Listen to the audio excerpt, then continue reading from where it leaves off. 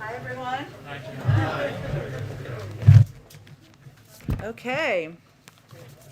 A lot going on here. I will warn you, we have some charts. To begin our briefing today, settle in, everyone. Just to give you all an update and really give the American people an update on where we are on our work on economic recovery, where we're seeing progress, and wanted to, of course, show you some visuals as evidence of that. So let me start. Today's unemployment claims data are another welcome sign of our economy's strength as Americans get back to work. As of this morning, we've had 7 consecutive weeks of decline in new unemployment claims. And to translate that into English for people listening or watching at home, unemployment claims are basically every week Americans who who lose their jobs, not at their own fault.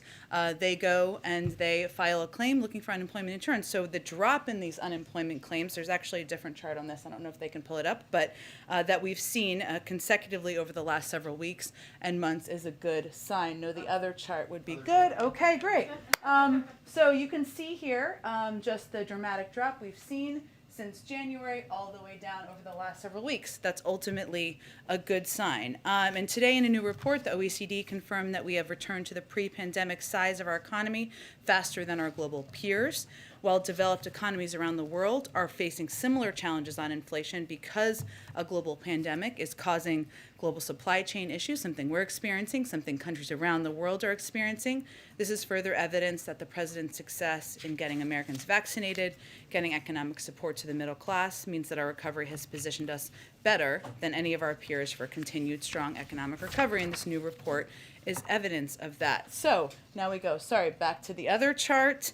As we said before, we are also coming out, given we're coming out of an unprecedented economic shutdown as a result of the pandemic, we know that small increases in price can impact a family's budget. And what we're working to do now is both to address any issues that are slowing down the transfer of goods moving around. It's basically the supply chain is basically as goods are moving around the world. So we're working to address those disruptions, make sure goods are getting to shelves faster and easing price pressure. And there's a lot of good data out there. New data shows we're moving more goods than ever before. Ports are moving these goods more quickly, and large retail stores like Walmart, Target, Best Buy, and TJ Maxx are fully stocked. You've seen CEOs put out statements over the last several days confirming that. And Americans should feel good about the progress that's being made in addressing these disruptions and also ensuring that shelves are stocked at these big retail stores around the country. So, and this gives you kind of some examples of where we've made progress. So if you look at this, this is where we've seen, we've talked a lot about the ports of Los Angeles and Long Beach, where about 40% of volume comes in. And we've seen an increase in goods that are coming over there year to date compared to the previous peak. This means, and a lot of economists have talked about this, that more goods, because people are not spending their money as much on going to restaurants and doing things that American families normally do. They're buying a lot of goods. People are buying televisions. They're buying things online. This is happening around the world. And there's a 16% increase. That's why. We've also seen, because of the President's Port Action Plan, some progress that we've made. One of the issues, as you all know, especially folks who work in television, you've seen containers out there that were held for some time. We've made progress on that. A 32% increase in the long-dwelling containers. So that's a good step forward. That means more goods are moving. Good positive step. I'd also note, and we see this in the retail sales data and information that's put out there, that retail sales are up from September 30th of 2020. Again, further evidence that people are buying more stuff, as we've talked about. And then the last piece I just wanted to point out here, and this is evidenced by, as I talk about these CEOs who have put out statements saying their shelves are stocked, that on-the-shelf availability is now at 90% as of the 14th of November, so just a couple of days ago. Last piece I just wanted to note here, and I know Chris mentioned this yesterday, but since we're talking about all the different impacts on people's costs and how the American people are navigating this, yesterday the President wrote a letter to FTC Chair Alina Khan calling to her attention the mounting evidence of anti-consumer behavior by oil and gas companies. As the president noted in his letter, prices at the pump have continued to rise, even as refined fuel costs go down and industry profits go up. Obviously, that's not the right correlation. Usually, prices at the pump correspond to movements in the price of unfinished gasoline, which is the main ingredient in the gas people buy at stations. But in the last month, the price of unfinished gasoline is down more than 5%, while gas prices at the pump are up 3% in that same period. And that is not what obviously that trajectory should look like. And this unexplained gap between the price of unfinished gasoline and the average price at the pump is well above the pre-pandemic average. It's not what we look to comparatively for years pre-pandemic. If the gap between the refined fuel costs and pump prices were at typical pre-pandemic levels, then Americans would be paying nearly 25 cents less per gallon. So clearly that's not how it should be working. That's why the president sent the letter, and this is clearly a place where he's, of course, asking the FTC to look into this. I'd also note, one of the last things I promised, just lots going on, we're also hosting a meeting of governors and federal and state officials on the front lines of helping families address home heating costs this winter. That's something that, especially in the Northeast, colder parts of the country, other parts where energy costs have been higher, has been of concern and an issue.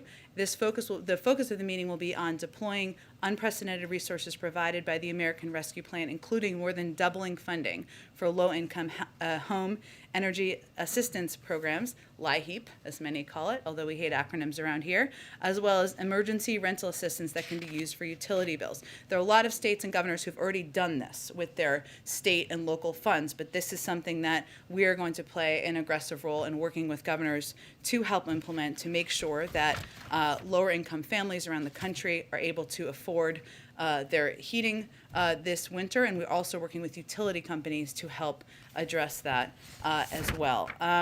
I have a couple other things, but I'm going to stop there because I just want to get to your questions. Go ahead. Okay, thank you.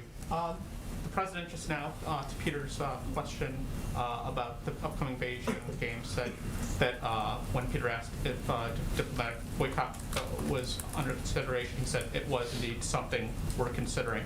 Could you just explain what a diplomatic boycott would mean? I'm assuming that doesn't mean athletes. It means something narrower. And then secondly, coming so soon after the meetings with President Xi, what does that say about the meetings this last week? Were they not constructive, that the president would be considering this big move? Sure. Well, let me take the second question first. It doesn't say anything about the meeting. They didn't talk about the Olympics during the meeting. It wasn't a topic that was discussed during the meeting.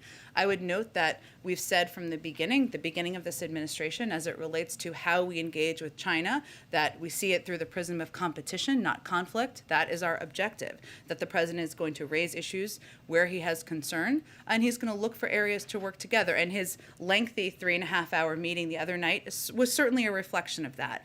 Both areas where we could work together and areas where we have concern were raised, as you all know from the readouts following the meeting. But, there are areas that we do have concerns. Human rights abuses, you've seen not just in words we've used, but certainly in actions we've taken at the G7 and other sanctions, that we have serious concerns about the human rights abuses we've seen in Xinjiang.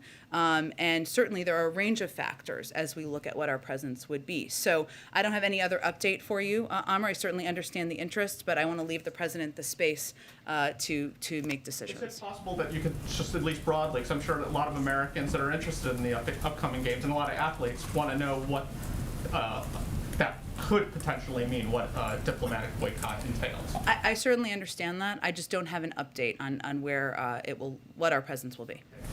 And then, does the White House have any reaction to Oklahoma forming National Guard members there?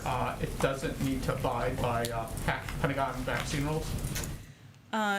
Sure. Well, first, Amr, of course, the Department of Defense is the appropriate place, but let me, since you asked me the question, what we're talking about here and why there are requirements in place for members of our nation's military, including National Guard, is we need to ensure that we are really ready no matter what to protect the United States.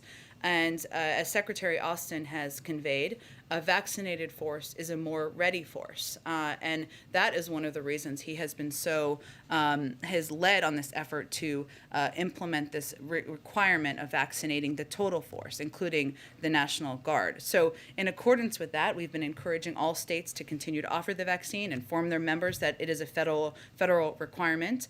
And we believe, and continue to believe, that no leader should be getting in the way of any action that will ensure or prevent or hinder operational readiness for our military, which is something certainly the Secretary of Defense has conveyed. And one last thing on Canada's Prime Minister called the tax credit that the President said he'd be speaking with Prime Minister Trudeau about a clear violation of the updated American trade agreement. Does the White House have any response to that? We don't view it that way. I think it's safe to say. I would say that in our view, Amr, the electric vehicle tax credits is an opportunity to help consumers in this country. It's not the first time that there have been incentives and tax credits to help consumers, lower prices for consumers, help incentivize a move towards a clean energy industry, something that is good for our climate. Certainly, yes, good for businesses here in the United States, something that will help create good-paying union jobs in an industry that's already starting to head that way, but it's something where consumers would benefit.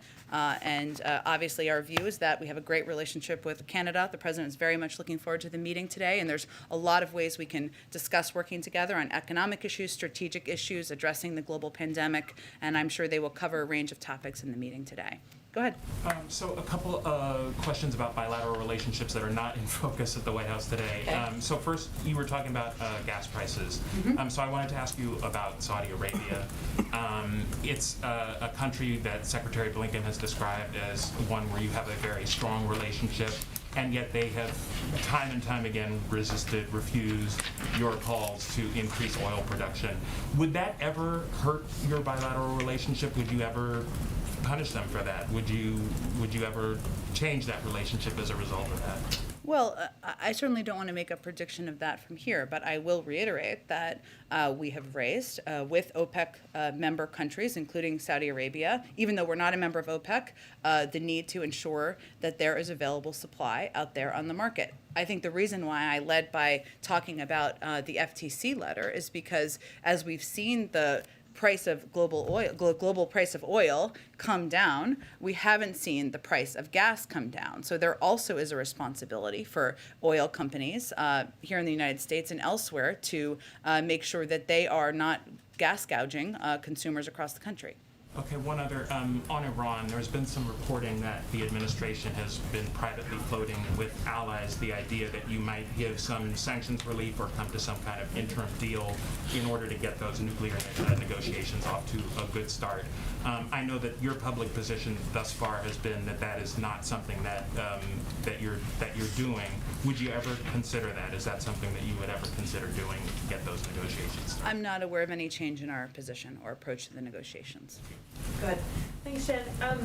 Whose decision was it to break with tradition and not hold a formal press conference after the trilateral summit today? Was that something requested by the Canadians or the Mexicans, and why?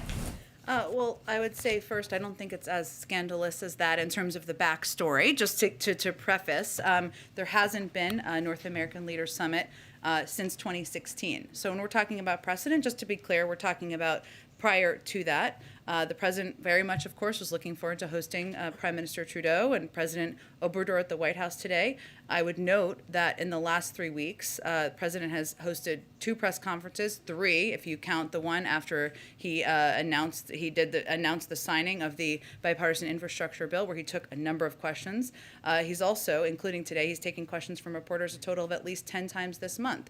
There's a change in schedule as things move around, as they sometimes do. As you know, he signed 3 important pieces of legislation today, important for law enforcement, that had broad bipartisan support, that moved everything later in the day, and schedules change and adjust, but you saw him take questions just a few minutes ago. Mexico coming into this meeting said that it's seeking access to more vaccines. Is that something that the president is planning to promise today? Well, I know part of the preview that we did last night, they talked about how, and certainly we'll do a written readout once these meetings conclude that will be more detailed, but how obviously COVID and addressing the COVID pandemic will be a part of the discussion. Now, a big part of that coming into the meeting from our perspective was the fact that we had lent or provided vaccine supply to Mexico and Canada, and we wanted to talk to them about providing that supply broadly into the region, something that would obviously be up to public health officials. In terms of what they may request, I can't speak to that, but certainly we're going to continue to play a role in addressing the global pandemic. And then very quickly back to the question about the Chinese Olympics. Is there a timeline for when the White House would decide about a diplomatic boycott? Is it weeks? Is it months? Would you make a decision closer to the actual date of the Olympics? I certainly understand the question. I just want to give the national security team and the president space to make the decision, so I can't give you a prediction of a timeline. Go ahead. Thank you, Jen. Grim milestone this week. More than 100,000 people died of drug overdoses in the last year. Experts say a lot of that is driven by fentanyl, which is coming across the southern border in record amounts. So why isn't the administration doing more to stop the drugs from coming in? Well, first I would say that the president is meeting with the president of Mexico today, as you know, and that we work with Mexico every day to disrupt transnational criminal organizations, which are responsible, as you know, for the majority of fentanyl, heroin, and methamphetamine entering the United States, as well as spreading violence and insecurity in Mexico. So during the summit today, we certainly expect that discussing this topic, our joint goals to combat transnational crime and terrorism, the movement of these type of drugs across the border would be part of the discussion. And when it concludes, we'll provide a readout. Okay, and then following up on the meeting with President Xi, American intel agencies have told the president they cannot crack the origins of COVID without China's help. President Biden had a chance to ask for China's help. Why didn't he? Well, I would say that the president's push for the Chinese to participate more, provide more transparent data and information, we've never held back on that front. We've argued for it publicly, we've argued for it at every level, and the president did talk in his meeting about the importance of transparency, this is exactly an example of. He talked about the importance of transparency, but did he ask President Xi to cooperate specifically with this U.S. intel agency-led investigation into the origins of COVID? Peter, it's clear that that's what we want. That's what we've been pressing on. I don't have any more to read out for you from the meeting. You're saying that it's clear. Is it clear to somebody who has a Zoom meeting with the president that that's what he means if that's not what he says? I think the president has spoken publicly on this a number of times. Our national security officials have conveyed very clearly, I don't think it's a secret. That's what we want. That's what we've been pressing And then for. just the final one on that. Are they old friends or not? Because the president has claimed that they're not. You claimed that they're not. But then President Xi said that they are. The president didn't say that. The president considers him someone he has known for some time, someone he can have candid relationships with. I can't speak for how the Chinese categorize or describe people they know in the world. I can only describe how the president views the relationship. Go ahead. Jen, is Mexico doing enough to stem the flow of migrants into the U.S.? And I asked that question amid new numbers that show in the last year, I think it was 1.7 million individuals who were detained at the border trying to cross illegally. This is definitely going to be, as you know, Peter, but just to reiterate, a part of the discussion today. Every country in the Western Hemisphere has, of course, been impacted in some ways by migration events in recent years. A lot of people, Mexico has been as well. That's my point there. And leaders in the region have a shared interest in humane migration management. We, of course, our views, we have to address these issues together. So this is certainly an opportunity today to have a further discussion about it, about what more can be done. And certainly more can be done and should be done. Yesterday, during a preview call in advance of this, a senior administration official said there is not a real focus this time around on our borders. For those who are concerned about the situation at the border, why isn't that a real focus of today's conversation?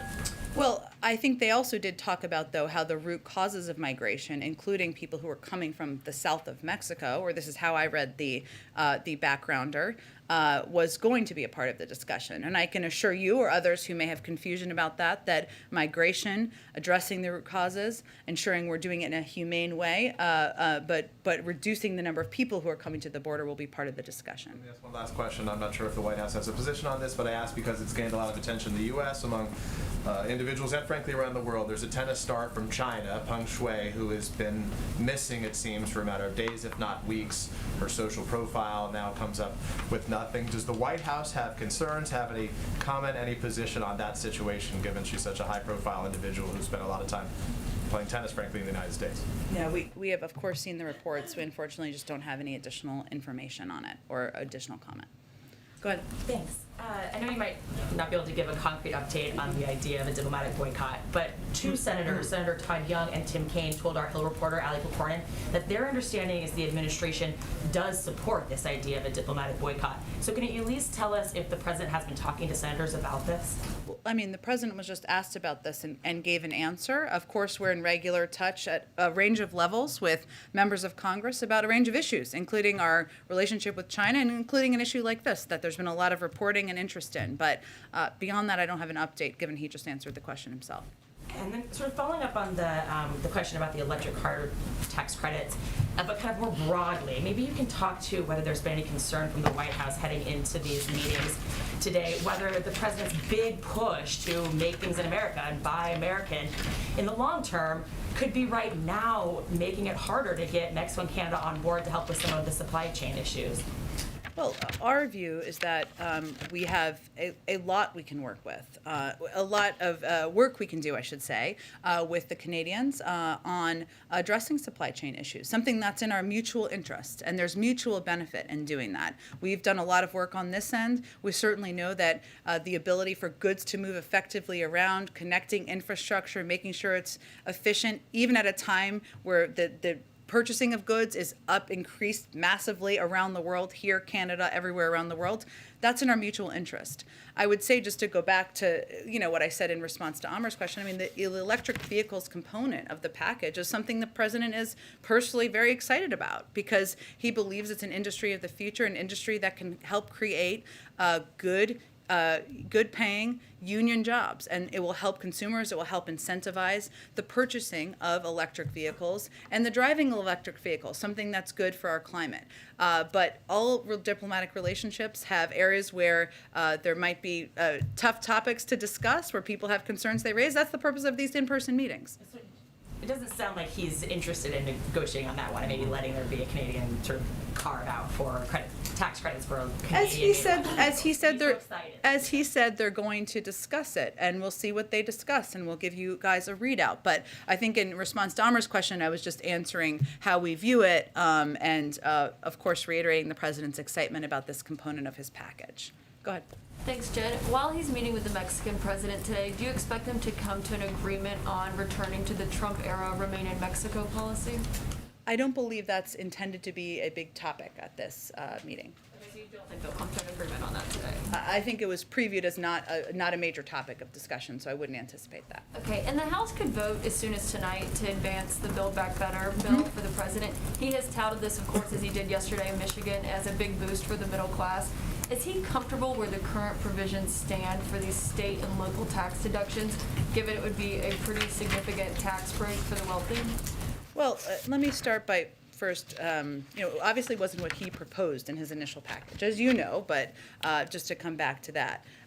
The president also, though, it's been conveyed to him by leaders in the House and Senate that this needs to be included in order for this legislation to move forward. And he certainly understands that and takes these legislators who've been doing this a long time very effectively at their word. But even as we look at the content of it, it's a long-term sustainable reform, in our view, that doesn't add at all to the deficit over the decade. And over that period, it will mean that millionaires and billionaires actually pay more than they would otherwise.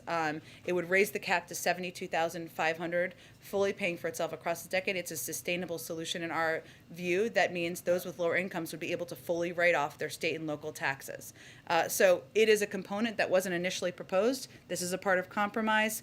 It's not something that would add to the deficit as as it is concluded in the package, and certainly we're comfortable with it moving forward. You are comfortable with it moving forward? Again, this is not what we proposed, but this is compromise. It's in the package. I just wanted to give you a sense of where it stood. Does the president support the Senate adding an income threshold to that? I'm not going to parse different components that are being discussed as we're working to finalize it. The president, again, this is a part of the bill that that has been proposed that is important to key members, as you all know. That's why it's in the package. The president's excitement about this is not about the SALT deduction. It's about the other key components of the package, and that's why we're continuing to press for it to move forward. Go ahead. Thanks so much. In regards to the supply chains, I wanted to ask how serious is the administration considering the option of nearshoring, creating incentives to encourage some manufacturing to move from China to Mexico, for example. So far, the focus has been on, as she was saying earlier, Buy American policies. Is nearshoring one of the things the administration is taking seriously? I'd have to talk to our economic team of whether that is one of the top areas or top policies they're looking at. As you know, we're looking at a range of ways we can continue to build on the progress that, in our view, we've made already to date. That includes making sure we're implementing, as it relates to the infrastructure bill, the ports piece on the early end of that, because we know that's a key component of making sure goods are moving effectively around the country. But I will ask them if that's something that is under consideration. On another, could you respond to Senator Rubio's decision to place a hold on Biden's nominee for the ambassador to China? Obviously a key position. Rubio's concerns are that Nicholas Burns has some business relationships in China. Well, I would first say that anyone who knows Nick Burns' background knows that he is eminently qualified for this position. He's somebody who could effectively do the job from the first day he is serving in it, and he is somebody also. This is a country where we vitally need an ambassador at a time where we have a lot of business engagement and follow-up work to be done. So we are certainly eager to see his nomination move forward. Go ahead. Can I ask you, forgive me for an update on Fed timing? Is it still? You don't have to apologize. It's okay. It's an important topic. The Canadians are in the building. I have to apologize. Yeah. Oh, wow. Sick burn. You as one. Built into the DNA. Yes, built into the DNA.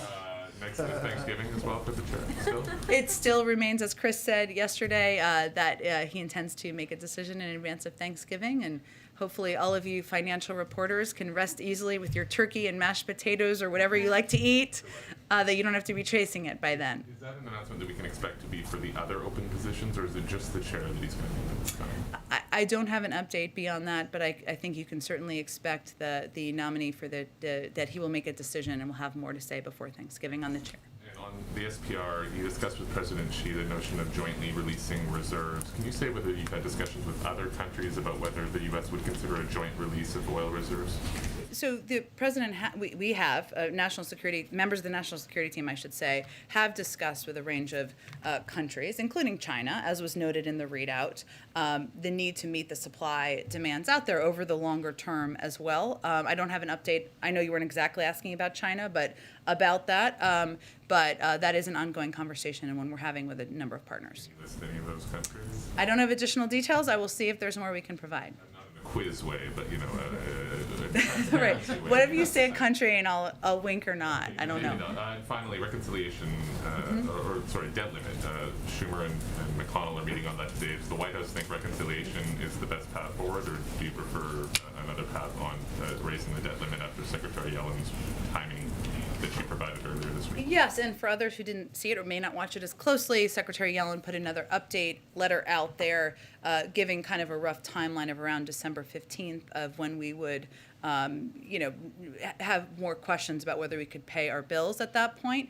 Our view is that it has been done 81 times, if I'm getting my math correctly, through regular order. We saw that happen a few weeks ago. That is certainly our preferred path. We think there's no reason to fool around with the faith and credit of the United States, and that's certainly what we're going to continue to press forward on. Go ahead. Back on EV tax credits, it's not just the Canadians that are upset. Tesla is upset. Toyota is upset because the bill, as it's written in the House, would give a leg up to the companies that happen to have contracts with the UAW. How committed is the president to keeping that provision in the bill? The president is pretty committed to the bill providing good-paying union jobs. The president seemed to say this morning, I think I heard him say, that he would take questions after he meets with the leaders today. Do you know more what we can expect in that regard? Well, he just took questions a little bit ago, so we'll see what the end of today looks like, and if the president wants to take questions, that's certainly his right to take questions. Should we expect a press conference tonight or tomorrow? I would not expect, no, but you can take questions, you can ask questions in any format, right? I don't think you need a formal embroidered chair for it, I don't think. We would like a press conference. Okay, go ahead. Thanks, Jen. On immigration, several Democratic lawmakers, outside groups, administration officials have told us they don't think that the administration has a cohesive immigration policy, and that's contributed to the higher numbers, the record numbers that we're seeing at the border. Do you think the administration has a cohesive immigration policy, and how would you characterize it? We do. We have a bill that the president proposed and put forward on his first day in office. We believe there not only needs to be a more fair system, a humane system, but we believe there needs to be a more effective asylum processing. We believe there needs to be smarter border security investment, and we believe that there needs to be more done to address the root causes. That is all a part of the president's proposed legislation, and we are eager to work with anyone in the House or Senate, Democrat or Republican, who wants to work with us on moving forward on long overdue immigration reform. In the meantime, the legislation is stalled in Congress. In the meantime, do you think there's a cohesive strategy that the White House is implementing based on just executive actions and what you guys do at the border in trying to control the numbers? Well, again, I would note that those who may be critical could be a part of the solution in working together to address what we know is a often cyclical challenge of people coming, larger numbers of people coming to the border. Yes, increases more recently, but we've seen it in the past as well. And as we see challenges in processing at the border, that is not going to be solved with a short-term solution. We need a longer-term solution. So I would note that we have seen progress as we look at numbers over the course of time, month by month, but we need a longer-term legislation, comprehensive reform put in place, and we welcome the interest of anyone to work with us on that. Plan to attend the World Economic Forum in Davos? I don't have any travel or anything to preview for early next year. It now feels like it's coming soon, even though I long felt like it was long ago. So no plans to preview, but if there's anything more, we're happy to update you all on that. Go ahead. Hi, Jen. What is the president's reaction to the DHS Inspector General's decision not to investigate the horseback patrol incident in Del Rio? There's still an inquiry by the Office of Professional Responsibility, but there's not an announced timeline for its completion. The president in September said there would be consequences. Secretary Mayorkas said an investigation would turn around in a week. Were the president and secretary too hasty in those remarks? I know the secretary spoke to this, I think, yesterday, and I would just point you to his comments. I don't have an additional comment from here. Go ahead. Jonathan, you're in a different spot. I'm adjusting. Different viewpoint. Thank you. Two questions for you. Does the White House have any reaction to today? The governor of Oklahoma called off the execution of a death row inmate, a Julius Jones, just hours before he was to be killed. It's a case that attracted a lot of attention from activists, students in the state. Mr. Jones instead will be given, he was sentenced to life imprisonment without the possibility of parole. Well, the president has made clear over time that he has grave concerns about whether capital punishment as currently implemented is consistent with the values that are fundamental to our sense of justice and fairness. And certainly as looking at a case like this, you reflect, and I think he and we all reflected on his point of view or his view and his policy position in that regard. And I'd note for us on a federal level, the Attorney General's halted executions at the federal level.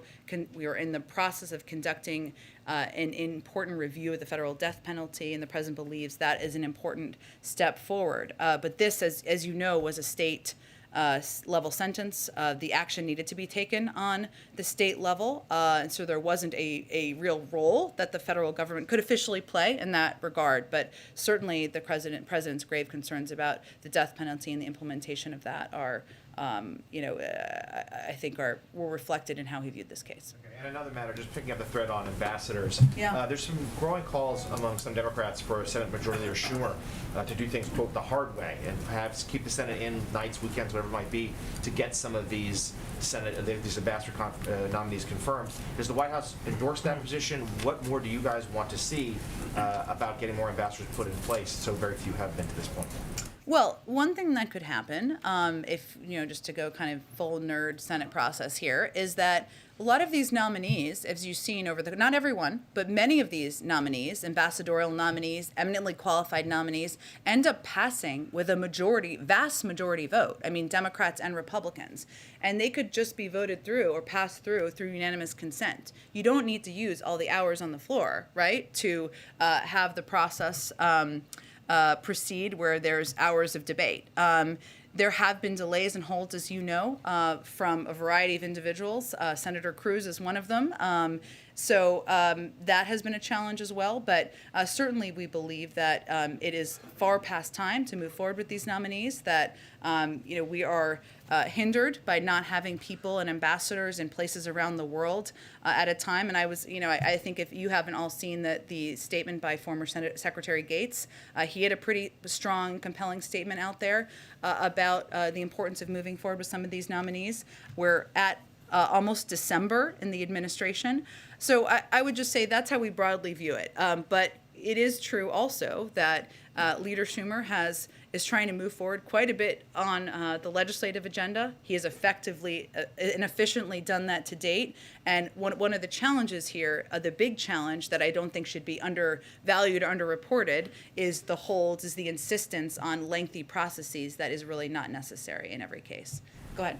Some states have already expanded booster shot eligibility to all adults. Does the White House believe that should be done nationwide? Does the president think that all adults should be getting their booster shots now? Well, there's a process that is underway, as you know, and we've said from back several months ago that once the FDA and the CDC approved boosters for individuals over a certain age, or once it goes through the process to approve it, we'd be ready with the supply, and we'll be ready with the supply. But science first, data first, so we'll wait for the process to proceed. I'm concerned about the rising numbers going into the holiday season, into the winter. We're seeing numbers tick off across the country right now. What are the White House's plans to deal with that? Well, we're continuing to implement vaccination programs, of course, across the country. We have been encouraged by some of the numbers we've seen in terms of the uptick of people who are eligible, who are getting their booster shots. About 30 million Americans have done that to date. Obviously, more than that are eligible.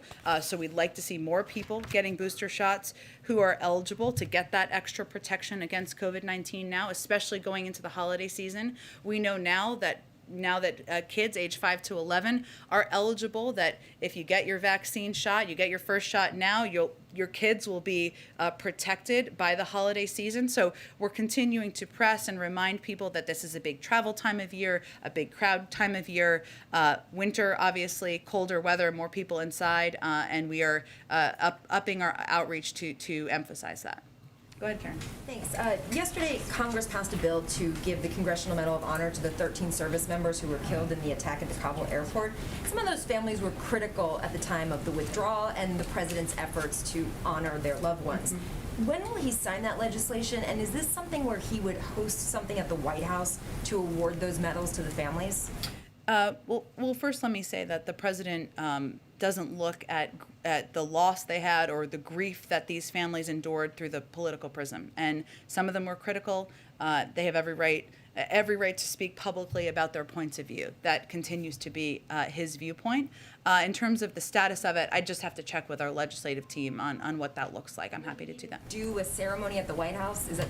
I don't know what it looks like yet because I have to check on the status. As you know, he met many of these families back in August following what I would still say was one of the worst days of his presidency, and conveyed to them that he would be open to staying in touch if that was appealing to them. And everybody deals with and copes with grief, the loss of a loved one in different ways. He remains open to that, but I don't have any updates beyond that. Just do one quick one on paid leave. There's reportedly an effort underway by some Democrats to start working on a separate paid leave proposal out of the Build Back Better plan that could have bipartisan support. Is this something that the president has endorsed as a strategy, given that the House has not even voted yet on the Build Back Better, and where it goes in the Senate then?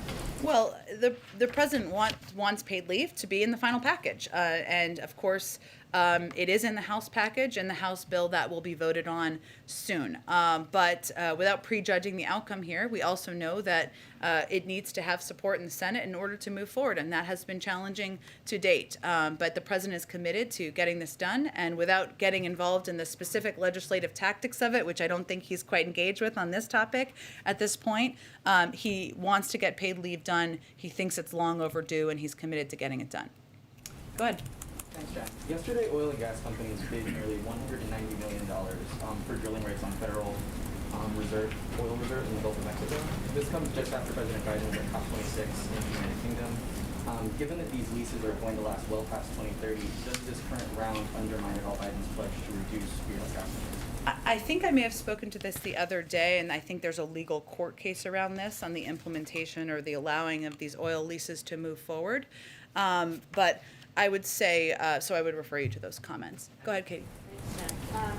How do you have a summit where migration is one of the major issues without bringing up a policy like Remain in Mexico? Where does the White House think the proper forum for that is if it's not one like this? Well, as you know, there's legal ramifications around this and legal discussions around this. So I think that's part of the reason it hasn't been intended to be a major focus of discussion, but certainly migration will be, as will every steps that can be taken to reduce the number of people who are coming to the border, coming from Central America through Mexico, and we believe we can do that in a cooperative manner. And one on Vice President Harris.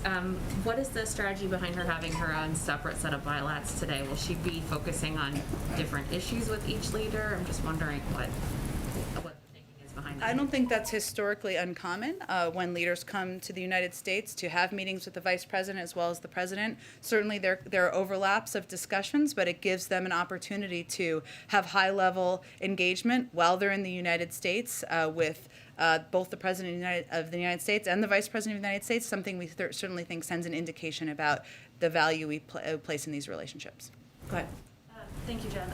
There's a growing sense among world leaders and others that on foreign policy, President Biden is markedly different from former President Trump on tone, but on substance in some of the ways it's very similar and not that different than Donald Trump's America First policy. So in light of today's bilats and trilat, I just wanted to give you a chance to respond.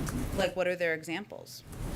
So, for instance, the Canadian Chamber of Commerce told Politico today, President Biden has doubled down on some of Trump's policies and in other cases taken actions that are directly against Canada's interests. I think the two main areas would be trade and immigration, and then a little while earlier on the submarine kerfuffle with the French foreign minister said this is brutal, unilateral, and unpredictable decision reminds me a lot of what Mr. Trump used to do, and I can get you more examples. Sure. Well, look, I would say I'm not sure those are that specific, and I've already spoken to the electric vehicles component. I think it's hard for any analyst to look at the president's approach to re-engaging with allies around the world, which is something that has been front and center to the president's approach to global engagement, to rejoining the Paris Climate Agreement, to acknowledging that climate is one of the biggest crises we face around the world, to ensuring that we are working to promote human rights around the world, freedom of press around the world. I think the list of differences is probably a laundry list, and the list of similarities probably fits on the back of a tiny napkin. One last tiny question. On the diplomatic boycott of the Olympics, can you give us any sense of a time frame for when we should expect that decision? I don't have a time frame to give you today. Ashley, obviously the Olympics are in February, and I want to give the president and the national security team a little space. But as any updates are there to provide, we certainly understand the interest and we'll provide them to all of you. Go ahead. You talked about the letter the president wrote to the FTC. How fast does the president expect that letter to bring down gas prices? Well, I think what we're looking at here is highlighting and elevating an issue that should be pretty apparent to people across the country. And I would note, since you gave me the opportunity, that in the letter, the president also noted that the two largest oil and gas companies in the United States, measured by market capitalization, just to speak your kind of language, are on track to nearly double their net income over 2019. So just to give you a sense, they're set to earn $32.9 billion this year. In 2019, the two companies only earned $17.2 billion in combined net income. And I would also note that BP's CEO said, while announcing an additional $1.25 billion share buyback earlier this month, quote, "When gas prices are strong, this is literally a cash machine." So that's noted in the president's letter. This is a letter sent to the chair of the FTC. They are, of course, independent. They make independent choices. I would note that in a previous letter that was sent related to concerns we had about oil and gas mergers, they responded, obviously, and there have been reports out there. I would note a Reuters report out there that showed that this had an impact on oil and gas mergers. So I can't predict for you. I understand why you're asking, but given the independence of the FTC, I would point you to them. But certainly, we see this discrepancy between the price that is coming down as it relates to oil and the price of gas is concerning. So any consideration to reversing some of the policies that have led to this, maybe reconsidering the Keystone Pipeline as the Prime Minister of Canada is here? Well, I think the problem with that argument is that the Keystone Pipeline isn't even really functioning. I mean, it was only partially built. It isn't even really functioning. So suggesting that changing that would lower the price of gas, I don't know that that makes substantive sense. Well, but the market looks out, and they look at where it will be in the future, and canceling the Keystone Pipeline, not allowing other pipelines to go forward, or challenging other pipelines might reduce or cause some concern in the market. Well, we look at every pipeline on an individual basis. The president made the decision when only about, I think, 8% of the pipeline had been built not to move forward as we looked at the environmental impacts and weighed them with the economic impacts. And the decision was certainly made. So there's a range of options on the table. I unfortunately don't have anything more to preview for you today, but certainly lowering the cost of gasoline, something that people around the world, as you know, are experiencing, not just here in the United States, is of utmost concern and a priority to the president. A Canadian day. Thank you, Jen. Two quick questions. The first one, I just want to follow up to the previous question. Trade protection policies are perceived as just as intransigent, this administration, as Trump's policies. How do you distinguish them? Give me more information. In what way? You're talking about the electric vehicles component? For instance, lumber also, the same attitude is adopted by this administration as by the previous one. On lumber, in which way? Are you talking about tariffs or what specific component? On tariff and how difficult it is for Canadians to access the American market or favor the Americans. I understand that the president is fighting for good middle-class jobs, as I keep repeating, but it's good middle-class jobs on the other side of the border that are killed by this attitude. Well, I would again reiterate a little bit of what I've said before. One, they're going to have a discussion about all of these issues. And as you've seen, the Prime Minister Trudeau and his delegation, as you know from reporting on them, will certainly raise this and other issues in the meetings. And we'll do a readout of that, as I'm sure they will do a readout of that. But the president's view continues to be that ensuring that investing in the electric vehicle industry here in the United States, something that helps consumers by lowering the cost of electric vehicles, making them accessible by dramatically lowering the cost of purchasing an electric vehicle by I believe about $12,500, makes it accessible to people in this country. That's also good for our climate, something we very much agree with Canadian leaders on, and the need to take steps on here in the United States as one of the world's biggest emitters. So that's a part of the discussion too. So I would say, again, that I think there are far more differences across the board, and I think probably people from the former president's team would probably agree with this as well, and their approach to foreign policy, then there are similarities. But this is an area where the president believes good paying union jobs is important to our market here, but also that investing in a clean energy industry that will help create jobs in the future is imperative. But lots of work we can do with the Canadians. And it's been a month now that 16 Americans and 1 Canadian were kidnapped in Haiti. what is the administration has been doing? What has the administration been doing? Well, we have a significant presence on the ground, including with law enforcement officials from the FBI and others who are working constantly to bring these individuals home. I wish I had an update for you today. I know everybody's seeking an update, but unfortunately there's nothing I have to report at this moment. Go ahead in the back. So Russia said that recent conversation between National Security Advisor Sullivan and his Russian counterpart Patrushev was part of preparation for next contact between Presidents Biden and Putin. So are you planning such a meeting or phone call, and are you satisfied with the results of the Geneva summit, given the current situation around the tensions around Ukraine and the situation on the Polish-Belarusian border? Well, as you noted, we have held discussions with Russian officials about Ukraine and U.S.-Russia relations recently. And as we announced yesterday, the National Security Advisor spoke with the Secretary of the Russian Security Council about regional and global matters of concern. I don't have anything to preview for you in terms of an additional contact or call or anything like that with President Putin, but certainly after their summit earlier this summer, we agreed there would be continued levels of contact and engagement at a high level, and that has proceeded since that point in time. Is that right? I am not ruling out that the President of the United States will speak with the President of Russia at some point in the future. True. Go ahead. Me, sorry. Oh, I was going to go right behind you because today is also a Mexico Day. Thank you. The North American Leaders Summit has many subjects on the table. Energy, you said organized crime, of course COVID, and certainly USMCA.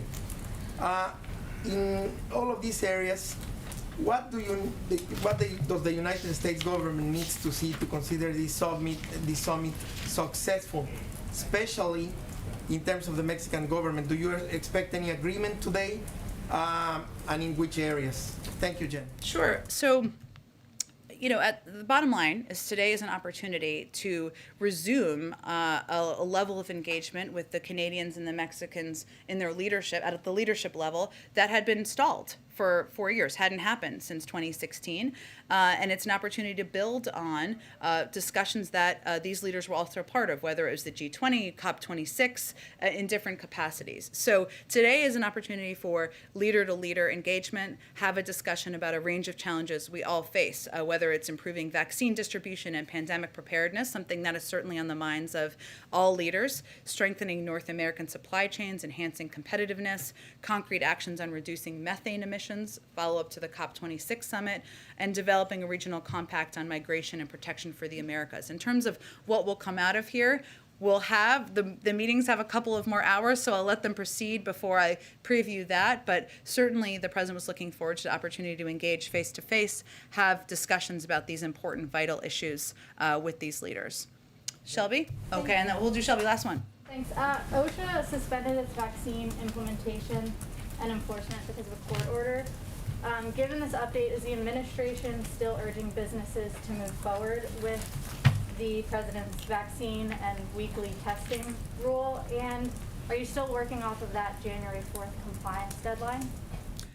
We are. Let me be very clear. Our message to businesses right now is to move forward with measures that will make their workplaces safer and protect them, their workforces from COVID-19.